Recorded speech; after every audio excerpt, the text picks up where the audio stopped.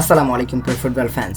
দর্শক, আপনারা সকলে জানেন Argentine silent killer Di Maria তিনি কিন্তু নেইমার জুনিয়রের সঙ্গে অনেক দিন যাবৎ ক্লাব ফুটবলে খেলেছেন পিএসজির জার্সিতে, এবং সেখানে তাদের সম্পর্কটা কিন্তু অনেক ভালো ছিল। আপনারা যারা ক্লাব ফুটবলের খবর রাখেন তারা কিন্তু এই বিষয়টি বুঝতে পারবেন।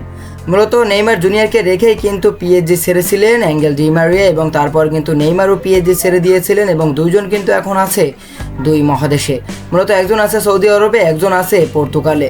মূলত বেনফিকায় খেলা অ্যাঙ্গেল ডি মারিয়া তিনি কিন্তু টিওয়াইসি একটা সাক্ষাৎকারে নেইমার জুনিয়রের প্রশংসা করেছেন, এবং সেটা কিন্তু গণমাধ্যমে রীতিমতো ভাইরাল হয়ে গিয়েছে।